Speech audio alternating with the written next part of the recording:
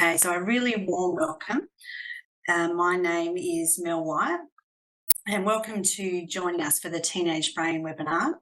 I'd like to begin by acknowledging the traditional custodians of the different lands we're all meeting on here across the state, and also pay our respects to elders past, present and emerging. And I'd like to extend that respect to all Aboriginal and Torres Strait Islander peoples joining us tonight. So you can see my name there. I'm Mel White and I'm a trainer at Youth Opportunities. I also coordinate the Community 360 part of our program, which is our wraparound support for you as parents and caregivers of your young people who are participating in the program, as well as their educators. My background is as a high school teacher for many years in the classroom and also in working in teacher development. Another hat that I wear is as a parent of teenagers and young adults. And joining me is my colleague, Jessica Thomson. Hi, good evening, everyone. Lovely to meet you. I work in the team delivering training and support to schools rolling out the programme nationally across Australia. I have a background in primary teaching and in working with both primary and high school schools in training around wellbeing, behaviour responses and self-regulation. And I'm also a mum of 3 wonderful and wild children. Great. Okay, let's get into it. So some of you attended or you've watched our recording of the first webinar, which was creating a star-filled environment. So I welcome you back. And for those joining us for the first time, it's really great to have you here. So to our learning tonight, you can see there on the screen the main topics. We'll be talking about the teenage brain in relation to the 4 big decisions which are at the heart of the personal leadership program.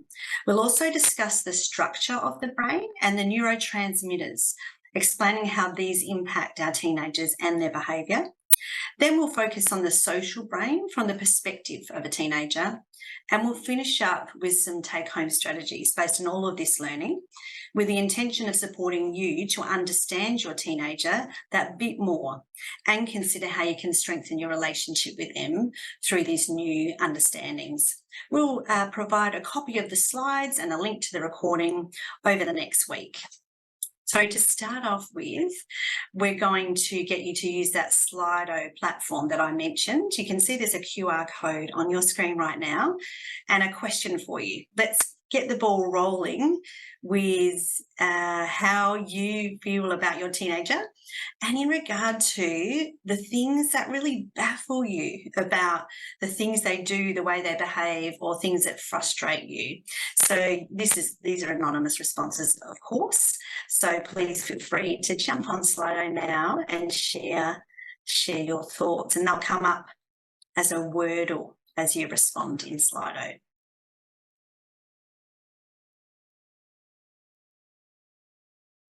Great. Thank you. Thanks for kicking off there. So that lack of enthusiasm, and I think you will get some understanding about what's behind that tonight, the meh attitude. Oh, and even the language that they speak, that's keeping it pretty simple. So they're not listening, the mood swings, yeah. So Jessica and I look forward to giving you some ideas of what might be behind those baffling and frustrating things. Some of the things I'm sure you're aware of as a parent of teenagers, but there might be some great new learning that's going to really help you. Yeah, so mood swings has come up as something that more than one person observes of their young person. So not sharing, low care factor, that's definitely a relatable one.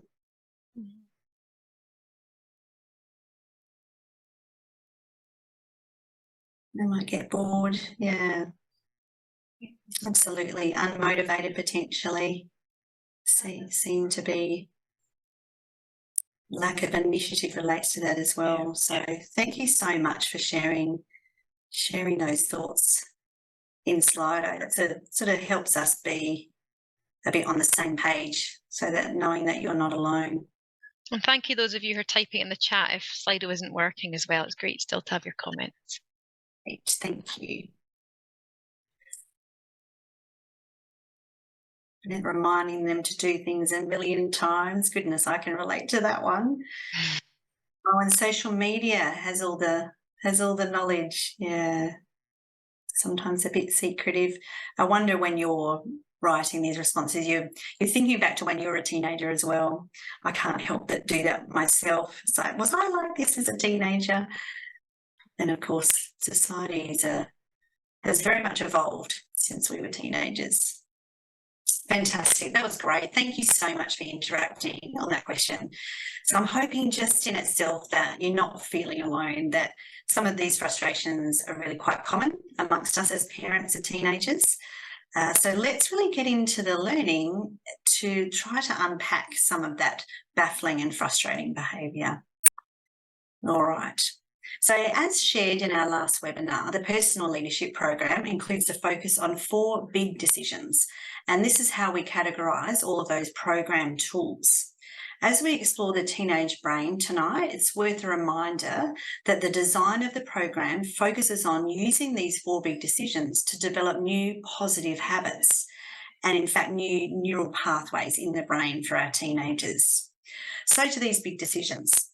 Decide to be happy is one of the first ones that we absolutely focus on. And this is really, in short, about making choices each day that lead toward happiness, no matter what we're facing, and choosing to focus on the things in our lives that will bring us enduring happiness.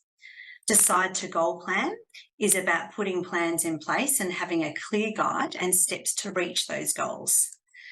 Decide to send stars. This is related to the symbolism of stars and black holes, and it's the first concept and tool that the young people learn in the program.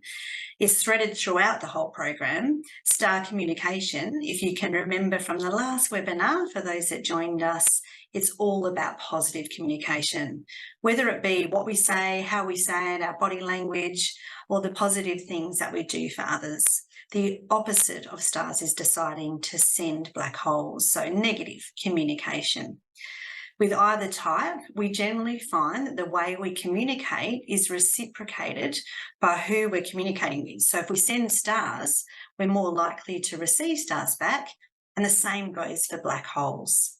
It's a concept that our young people pick up really quickly as they start the program, and it's one you may have noticed or chatted about with them. I hope that you have. And the 4th big decision is decide to grow. And this is really about making conscious decisions to step outside our comfort zone, which leads to personal growth in any areas of our life where we're looking to grow. So our message throughout the program is that when we're able to define our own happiness and our own success, what that means to us now and into the future, and we make these decisions as habits, then we can maintain a positive self-image. And this all equates to being a personal leader. If you want to know more about these decisions, we encourage you to ask your young person, as they are learning a whole range of tools and concepts connected to each of them. You can also watch the previous webinar where we went into detail about the psychological underpinnings about each decision. So, the teenage brain. Well, there's a lot going on there, isn't there?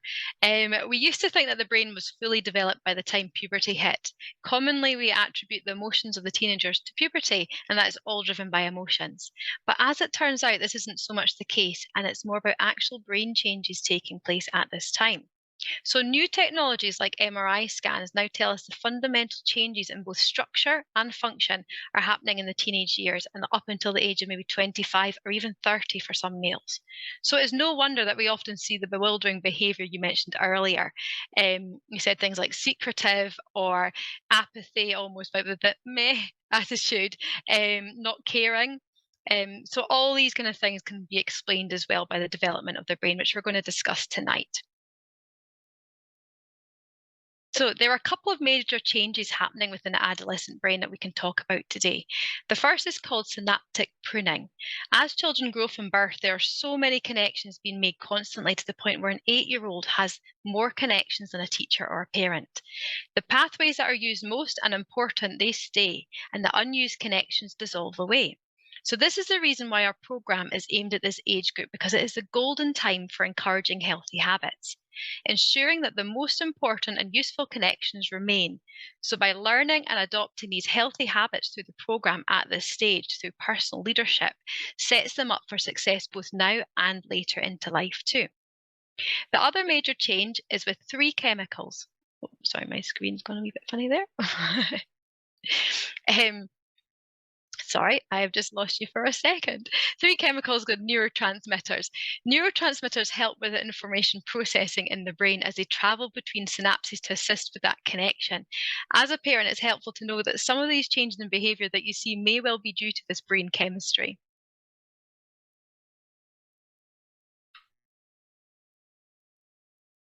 Okay. So most change occurs in the prefrontal cortex, but this part is like the manager of your work or the manager of a sports team. This is where all of that pruning is happening, and it's making it more difficult for them to make decisions, as one of the functions in this area is rational decision making. So this area is actually the last part of the brain to mature, to develop. The more primitive limbic system is the brain's emotional hub, and that is mature long before the rational decision making part of our brain. So the emotional part of our brain has a tendency to become the default state. So it's not surprising that we see some very emotional rather than logical responses from our teenagers. So feel free now in the chat to share with us some examples you may have experienced at home of our young people using that very emotional hub part of their limbic system rather than the rational thinking.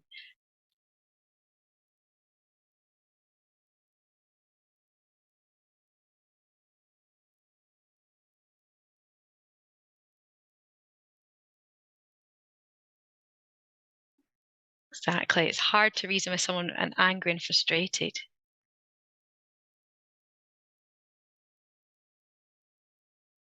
Yeah, and capable of having serious discussions.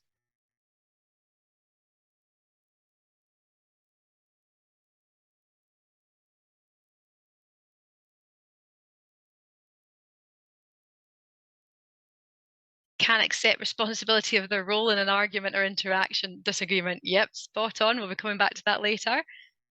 I do everything around here. Yes. So that feeling. And can become very defensive. Absolutely. Feel free to keep typing, but I will continue on. We all know how it can feel when we are frazzled, overloaded, and something happens which just flips us over the edge. And we can all in that instant respond in a reactive and emotional way. So just imagine from that happening constantly when your brain hasn't physically developed the part of your brain to respond rationally as well. So, one strategy is just having this knowledge helping us to look at each situation differently and with empathy. A positive response from us to make as a parent is to recognize this and don't take it personally. Allow that time and space for the young people to calm down and to choose that time to have a discussion wisely as well. And by doing this, will help to strengthen our relationships with our young people too. Oh, that's beautiful. My son loves to help, but when we tell him that giving his sister 5 minutes alone will be helpful, he gets so upset. Oh, I know that exactly. My wee son just wants to help all the time, but he won't give her bubble either.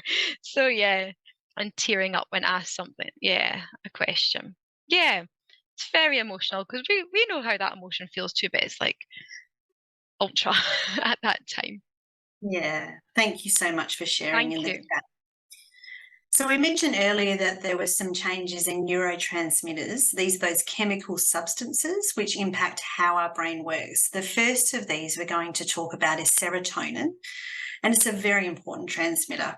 It helps us feel calm and relaxed and happy. You can see the connection to one of the four big decisions here. So serotonin impacts our mood and anxiety, and during adolescence there is a drop in serotonin, and it's especially in girls. Low serotonin is also linked with anxiety, loneliness, eating disorders, depression, and also self-harming behaviours. It's the neurotransmitter that is targeted by antidepressants for those that are diagnosed with depression and go on to medication. It can be really difficult to know when it's normal brain changes in our teenagers or an ongoing low mood that may need some extra help. So we know as a parent, you'll be monitoring your teenager's mood and determining what may be needed, and just always keeping those conversation pathways open as much as you can, as much as as you've shared, we know that's not always easy. It's really important to understand that it could be some of this normal teenage behaviour, but if it really is prolonged and lasting for a long time, it's definitely worth getting some support to find out what can be done to really help your young person. So while things like moving your body and getting out into some sunshine have some impact on serotonin levels, psychological studies show you can influence neurotransmitter production by working to change your attitude to life. So figuring out what makes you feel good about yourself and the world around you and doing more of that. So very much about deciding to be happy. As one of the 4 big decisions, deciding to be happy is about looking for the positives. Examples include things like affirmations. So, identifying your positive attributes and verbalizing them actually can improve well-being. And this is a really common challenge that we give the young people in the program when they're wanting to focus on improving their self-image and their self-esteem. Visualizations is another example. This might be visualizing a successful day or life, which can improve optimism and increase positive feelings about the future. So there's a lot of research to indicate how powerful visualization is in really bringing about that optimism. And one you've probably heard a lot about is acts of kindness and also practicing gratitude. These heighten one's sense of fortune and can clinically reduce depression. So students were challenged to try these strategies related to gratitude and acts of kindness recently in the program. You may have been on the receiving end of these. I hope that you were, or at the very least, you may have been receiving more star communication than usual. And we hope you've been experiencing that as well. We often get asked, well, how do you decide to be happy if something really sad has happened, like your dog passing away or a family member getting sick? So to clarify, decide to be happy isn't just about short-term feelings of happiness or plastering a smile on your face and pretending it's all fine in those really tough times. Sometimes deciding to be happy might mean deciding to get some help or support, which impacts your longer-term happiness. When our young people are facing challenges or adversity, something that can be really tempting for us as parents is to jump in and fix things for our young people. When things aren't going well due to an incident or an ongoing negative feelings, often what our young person actually needs is for us to just sit and listen in a calm space and in a calm moment, to validate their feelings and also to show empathy. Often all they want is to be heard and know that you have their back, and then you can work together to decide on the next steps for support. This could mean encouraging a visit to the wellbeing team at school or accessing more specialist help if that's what it's needed. And it's healthy for people to express and work through their emotions with a professional and someone outside of the family too, if you've got some ongoing concerns. One of our Youth Ops graduates shared a gold piece of advice recently. They said they would love if their parent checked in about what they needed, and when they were letting off steam or feeling emotional about something, they said it can be super helpful to ask what they need from you. So, for example, saying to your young person, do you want me to give you advice, get you help, or just listen? And this can actually really help you to understand how to best support them now into the future. And it can really encourage that open sharing when they know that you're going to be willing to really listen to what they need in those moments. So remember we talked about the prefrontal cortex earlier as the brain's manager and the last part of the brain to fully develop. One of its key functions is in thinking about future and planning. Therefore, it can make it really challenging for young people to think of their future plans. Interestingly, some quite recent research supports that stimulating future dreams thinking can really help with this. When students were asked to think about what mistakes they need to correct, certain neural pathways were activated that result in a fight or flight reaction linked to anxiety and cognitive impairment. But then, when another group of students were asked to focus on their dreams and how to achieve them, the neural pathways for rest and digest were stimulated, promoting neural growth, cognitive functioning, and emotional well being as well. I'll just give you a moment to take in this slide because If you just click the next button as well, Mel, bring up the goal sheet. Thank you.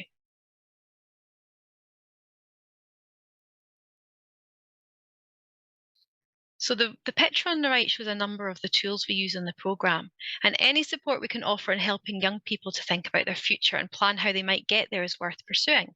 In the programme, we use a tool called the Dream Sheet, and this helps capitalise on the emotional centres dominant and links those emotions into the need for planning to achieve their goals.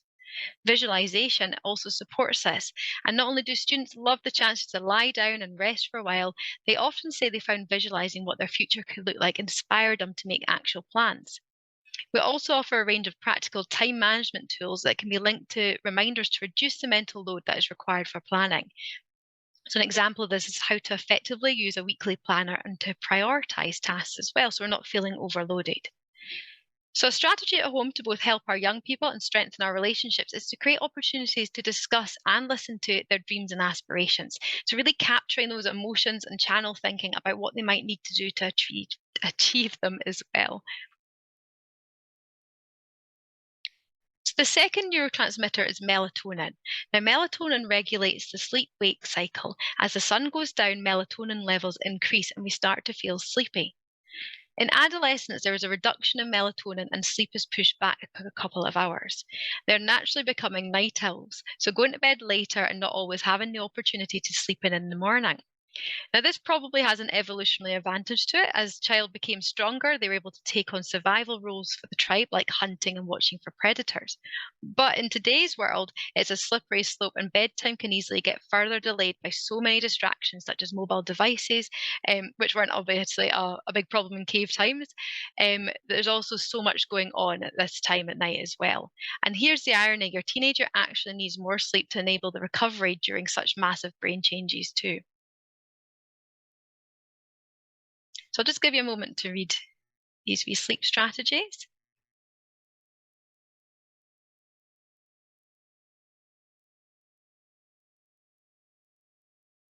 Now, these are all strategies we've probably seen at some point in magazines or heard or witnessed on Facebook as helpful tips for us when we're looking forward our sleep patterns as well. But some of the students say that before they were on the program, they weren't aware the impact that sleep had on them. They just didn't care. They went to bed when they wanted to, they got up for school, and just having an awareness does have an impact on how they view their sleeping patterns. So, some other strategies for us parents is really trying to help them reinstate those good sleep routines. So positive reinforcement of a consistent sleep patterns on the weekends. So an idea is having breakfast together. So there's that focal time of coming together as a family. Being aware of sleep strategies. So some students may have been exposed to during the program as well, just having conversations about what they know about sleep strategies. Being a good role model ourselves, so trying to pick up a book rather than our phone at bedtime. And as they start to see us doing more things like this, it normalizes that too. And they're like, oh, I'll give that a go too. Being aware of the impact school holidays might have on our young people. So they almost become nocturnal at times, sleeping in for large portions of the day. So this becomes really tricky when trying to go back to school because it's almost like jet lag sets in. So trying to strike that balance coming towards the end of the holidays where we're changing the time cycle back again to normal routine.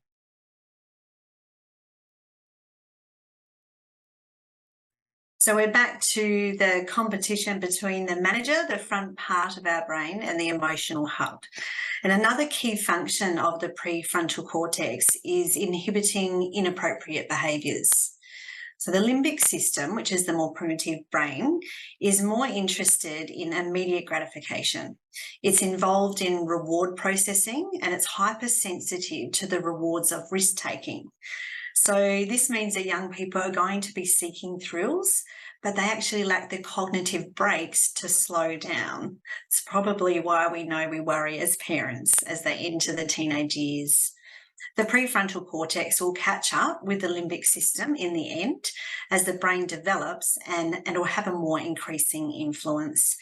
It will start to question the immediate emotional response and challenge the impulse or temptation to jump into a risk situation. It starts to help make better decisions by weighing up the potential future consequences of the action. But for now, this is not happening well at all. And there's a reason why there's age restrictions on things like getting a tattoo and other things that do require that more level of maturity and development of the brain. This is a really powerful image. For those of you who were at the last webinar, you might recall us talking about the concept of locus of control. And this is a golden thread through our program. When any of us as humans have agency and self-determination, we realise things don't just happen to us, we can make things happen. So let's look at an example together. You can see the difference between the two types of control on the screen there. So let's imagine a young person has woken up late on a school day and they're going to be late for school. I'm wondering in the chat if you can share what you think they would say if they had an external locus of control. So if you look at the qualities of someone with an external locus of control on the right, it's about them thinking things happen to them. Potentially it's someone else's fault and they're not really responsible for what's happened. So in the chat, if a young person has external locus of control and they're not owning their choices and behaviour, what do you reckon they would say or do? They've slept in and they're going to be late for school. Yes. Oh, I love that. Same. Two people have said the exact same thing. Mum didn't wake me up. It was word for word the same. Or my alarm didn't go off, so it's the alarm's fault. You should have woken me up. Anyone who's there to listen, I'm sure, might cop that comment. My sister was in the shower, so throwing someone else under the bus, they've caused the lateness. Great. Thank you so much for interacting. I think as parents, we can all very much relate to that. So, okay, so let's flip it. Let's imagine the young person has an internal locus of control. So they do own their behaviour and they don't necessarily think things just happen to them. So same scenario, they're late, they've woken up late and they're going to be late for school. How do you think they will behave? What will they say or do if they've got an internal locus of control? We'd love you to share that in the chat as well. What do you reckon would be different? Great. So showing resilience. I know, Deirdre, you've shared, I've done this before and I will cope. So, I'll manage the situation. That's great. I'm sorry I wasn't organised. And they might say that to a parent. They might say it to a teacher as they turn up to school. I'll just have to sign in when I get there. I'll eat breakfast on the bus. My goodness, my sister did that a lot of times when I was growing up. It's always a Vegemite on toast on the bus. Fantastic. So you can see the difference. There's a really big difference. Well, thank you, Sam says, whoops, can I change so I'm not late tomorrow? So that's a great example, actually. So they're learning from what's happened and they're going to try and prevent it in the future. So this is all very possible. And this is the locus of control, the internal locus of control that we're really guiding young people toward through the personal leadership program. So parents can help by allowing young people to practice thinking through consequences in these types of scenarios. A few tips for you. Try to set clear and achievable expectations and follow through with consequences. We can't emphasise that one enough. It gives a direct link between their actions and the outcome, helping them to develop a more internal locus of control. Listen and speak to your young person in a non-judgmental way and use techniques to help them create their own solution without the lecturing, which I know can be really tempting. So it's almost like biting our tongue so they realise what the consequences are without you having to point it out, because it will come to them eventually. So you could say things like, well, you could choose to do that, or what do you think would be the consequences? What other options might you have? You could say to them, what would be the consequences of that choice? And this really gets them to wake up the areas of the brain that are involved in this process, so that frontal part of their brain. In the program, we help shift students' perspectives to a more internal locus of control, as I've said, and that leads to them being more solutions-focused, more persistent, and more effortful. And this is very much connected to them being able to achieve better grades and feeling more successful and happy. And this is what personal leadership is all about. So you might like this visual of the teenage mouse, and I wonder if you thought about what this third neurotransmitter is. It's dopamine. And this is known as the brain's pleasure neurotransmitter, and it plays a role in novelty and reward-seeking behaviour. This is particularly true for new experiences that are associated with an element of risk or thrill or danger. Dopamine is super powerful, and it's at its highest in teenage years, but it also fluctuates a great deal.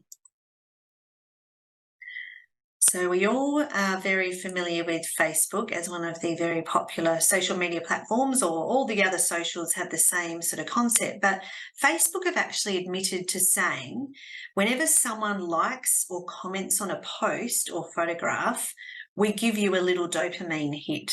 So they're really aware of the psychology of what's going on, and especially for teenagers. Mobile phones are a prime example of how strong a dopamine hit is. How often do we see teenagers, and let's admit it, even us as adults, addicted to their phone? The answer lies in our brains. Have you ever felt the twinge of anxiety when you're forced to be away from your phone? It's not imaginary, it's what real addiction feels like. Experiments have been conducted that show a rise in anxiety levels when phones are placed just out of reach and notifications ping.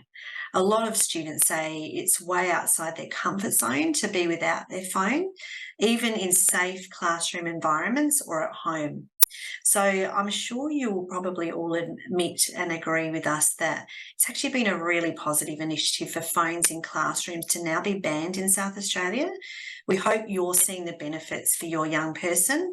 We've certainly seen the change of young people in the program, and it's pretty impressive how many of them are handling that change.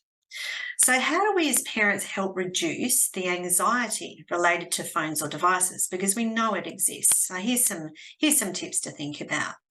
Try to get them used to some time without their phone in reach. Now, they're used to that at school now, but I know they might want to binge when they get home. So think about just setting family times, maybe just dinner as a start, where no one has their phone in reach and at the table. You might even want to extend that and think about a day a week where you have no phone day, or maybe just an afternoon to start with. I think we all know the possibilities that come from having other things to connect with, or for young people just to have time without those devices by their side. Another idea is to get them to turn all the non-essential notifications off, that ding, and that's what, of course, becomes so addictive. And, of course, a strategy you might have tried is creating digital free zones. So maybe they don't have devices in the bedroom, if that's possible for you. Maybe the living room is a device free zone, or even in the kitchen. I don't know about you, but I love chats in the kitchen when we're preparing meals together, or even doing the dishes. And when phones get in the way, that can really cut the connection that is happening during those times. So whether a teenager chooses to indulge their dopamine with things like Xbox, or a ride at the show, or even a joyride, it will depend on a number of factors such as family support, connection, and also participation in other exciting tasks. Risk-taking is often seen as negative. It actually can be a healthy way to experience new things and getting out of our comfort zone. So recognising that there is a need for young people to indulge some risk-taking will help you to try and encourage that to be as safe as it can be. In the program, we encourage students to look for opportunities to grow by taking healthy risks, so that big decision of decide to grow.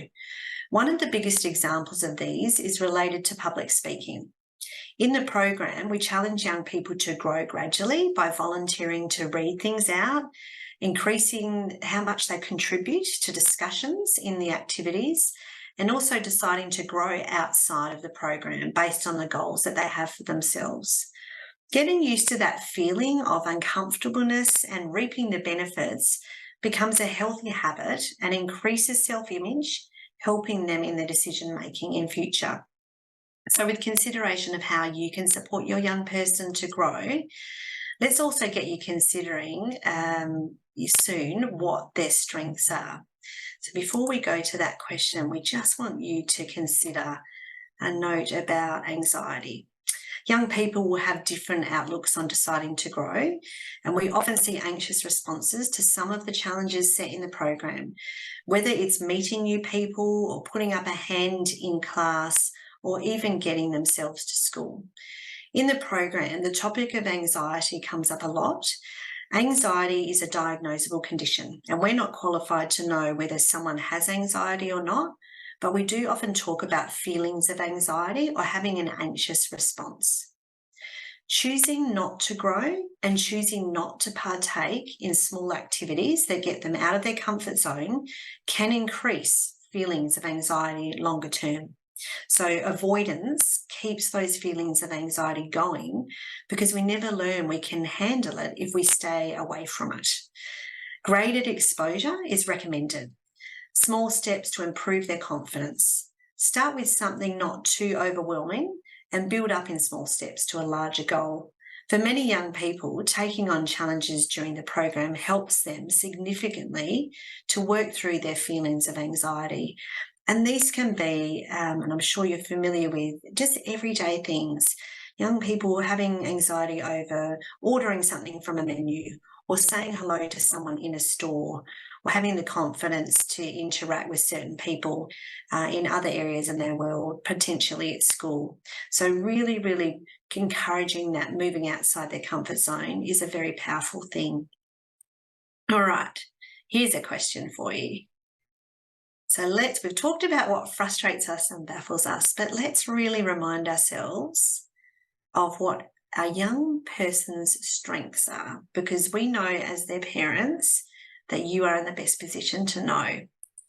This is a chance for you to not only remind yourself of what they are, but it might be something that you take away from tonight to help your young person remember their strengths. So thank you. I can see people are jumping on the QR code there.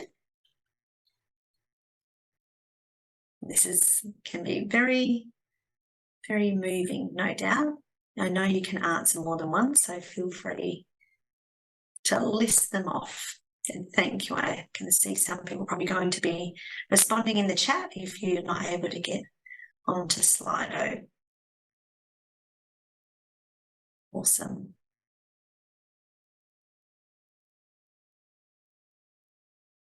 So like I say, while sometimes we are focused on the frustrating things, there are so many positives in your young people. And you are easily sharing them right now as they come to mind. Someone shared in the chat that the young person is passionate. Thank you for sharing that. I love how big fun he is. I just find teenagers hilarious. Isn't it great? Yeah. Riddles are the words that come up the most are the largest. So we've got some very kind and funny young people. I'm loving this too, Jessica. And thank you in the chat we've got here. Lovely, super intelligent, funny, outgoing, generous, and empathetic. That's awesome. Empathy is not something that our teenagers find is a natural thing. And certainly as their brain develops, it becomes easier. Awesome. Got some artists as well. This is great. I can see you're not needing to think too hard about these things. And we hope you hold on to those and remember those. Sometimes our young people need reminding. Sometimes they need to be reminded about how they can use their strengths in the situations that they're finding difficult. That's really useful for you to be aware of them. In the program, of course, we get them to reflect on and identify their strengths. And in fact, we get to them to think about them in relation to those 4 big decisions, which is a really powerful thing. Gets them thinking about what they can build as strengths as well. Awesome. Thank you so much for sharing either in the chat or on Slido. That's great. What a beautiful visual. So A fascinating aspect of the teenage brain is that they process social information differently too. So the way they understand and interact with other people is still a work in progress at this stage in their lives. As humans, we're primed to read others' emotions and react to them appropriately. And this is so rapid as it to almost instantaneous in our responses. So as you can see in this photo here, just quickly type into chat what you notice.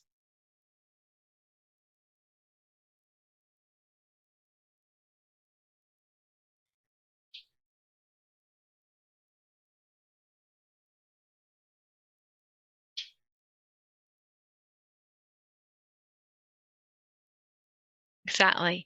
The looks of disappointment, the hands on the head, they're mirroring the players, aren't you? So absolutely, our responses often mirror others. That we mirror them with our body language, with our emotions, our feeling, verbally. We mirror others in a moment, especially when it becomes down to passion. Shock as well. Yeah, shock. Thank you so much.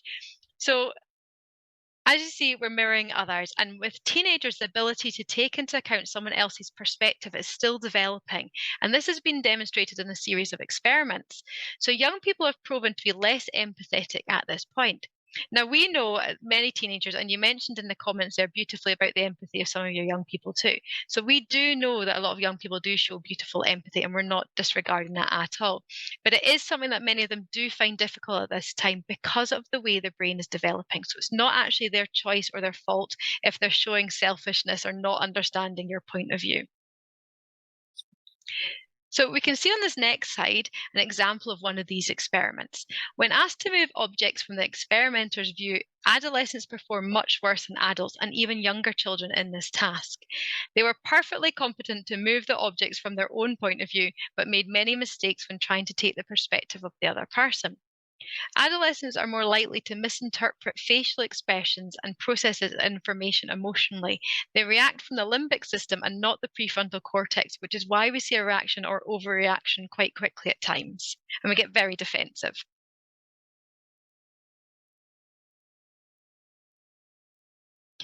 So it is a fact. Teenagers simply struggle to see someone else's point of view. Young people find it difficult to take that time to process communication logically because that emotional brain takes over. And this can manifest itself in misinterpreting messages, particularly ambiguous ones if our words aren't matching our body language. And so you may think that you're expressing concern, but they may interpret it as disappointment or being overly protective or nosy as well. So another strategy for this is just taking the time to explicitly say what we're thinking and feeling and allowing that space and time for our young people to communicate back as well so that there's no miscommunication going on. Some really useful advice as you've been hearing all the way through. But let's do some significant takeaways, and don't forget we will give you a copy of the slides after. So based on the learning tonight, think about taking advantage of this use it or lose it time where the synaptic pruning is happening to build the lifelong habits that will see your child flourish. Good habits will be much easier to form during this golden time of brain development. So practicing habits, practicing those 4 big decisions.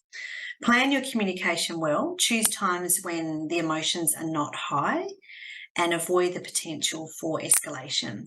Try to create healthy conversations and listen and empathise is really useful advice. Take opportunities to discuss dreams and aspirations. Capture their emotions and channel thinking about what they might need to do to achieve them. Sometimes they really want to look to you to guide them as to what's possible and what are the steps to get there. Encourage healthy sleep habits. You've heard a lot about sleeping in the webinar tonight. So yet you also are encouraged to acknowledge their need to go to bed later. Allowing sleep catch up on the weekends is a good idea, but not too much, so we don't get that feeling of jet lag. And also encourage safe risk taking to push them out of their comfort zone. So feeding that dopamine surge with excitement that isn't harmful, like things like sports or psychological challenges, is something that you could try. So really being clear in your message and conversation and role modelling the behaviour you want to see is something that we'd always remind ourselves of. here are some other reminders. Encourage your young person to grow by supporting them when they experience anxiety or discomfort in new situations. So try to resist that temptation to rescue them. Set clear, achievable expectations and follow through. Not always easy to say, not easy to do. Encourage them to consider different scenarios and options and outcomes. You can help your child develop a healthy locus of control if they can directly see the impact of their actions. Remember that as adults, we have a greater ability to see another person's perspective. So as Jessica has just been discussing, you can empathise with your child much more than they can empathise with you right now. And take the time to listen in a calm space, thinking about how you can validate feelings and also show empathy, really lead the way. So lots of ideas there that are really related to what you've been learning about tonight around the teenage brain. We're going to open up the opportunity for questions now. And while you're doing that, of course, we really want to make sure that these webinars include things that are really going to guide you as parents. So please, if you can use that QR code to complete the feedback survey, we would love you to do that now. So we'll just give you a couple of minutes to do that now. Thank you. We've got a lovely comment from one of our participants. Thank you, Rachel. And I have to say what you shared is something we will really gladly share with the rest of the Youth Opportunities team.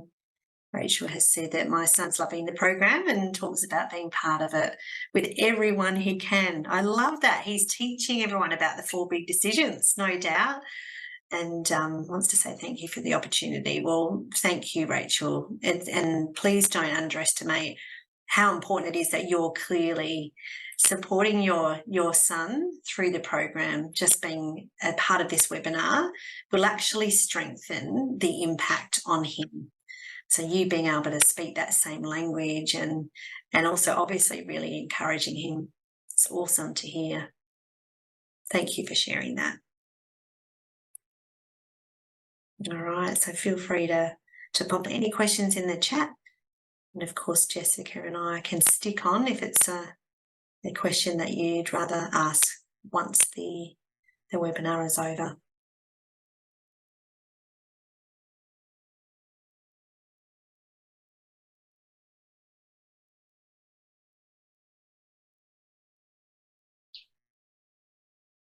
In the feedback, if you've got topics that you think other parents might like to hear more about, so on top of the webinars we've already shared, then do feel free to share with us. We'd love to build what we offer to parents and make sure that we're covering topics that are really going to hit the mark. Oh, wow. Thank you for sharing that, Melissa, about your daughter and her confidence with public speaking. That's really awesome and good on her. She's probably really decided to grow outside her comfort zone. That's fantastic. Thanks, Deirdre. We're glad that we've got some tips there about the brain. It's not so much a mystery, hopefully, after tonight. It's really good on what you already knew about the teenage brain, and hopefully it will really guide you, be able to guide your young person. And someone's just mentioned, yes, thank you to Rachel. Some big, great Australian researchers around parenting, Steve Biddulph and Maggie Dent. Rachel has mentioned those two. I love their books as well. I've read them all, and they have some great advice about the teenage brain. So thank you for sharing that. Right. You've mentioned about to hear what's coming up in the program, you can all tune in to the newsletters. So we send out a newsletter every 2 weeks, and that tells you what the young people have been learning in the last 2 weeks. So that's a great place to find out. But you can also reach out to your trainers, and certainly can reach out to us too if you'd like to know more detail about what's being learned. Thank you so much for the interaction and for those wonderful comments too. We just get really excited to hear about the impact on young people when you are witnessing those changes. Not many weeks to go now, and I know you'll be really all looking forward to that final graduation, and you'll be getting invitation to that shortly for your young person's school, and you'll have all the details. So get your tissues ready. That's all. That's a bit of advice, isn't it, Jessica? Yeah, definitely. You're so proud, aren't you, in the moment? Yeah. A chance to celebrate their growth. Well, if there's no more questions, thank you so much for tuning in tonight to the webinar, and also the wonderful interaction. It's really what makes it exciting, and we certainly learn from you as well, hearing about your young people. So really appreciate you taking the time, and we hope you enjoy to continue watching your young person grow through the personal leadership program, and really enjoy the rest of their journey and beyond the program as well, because we know that those 4 big decisions are going to stay with them. So thank you, everyone.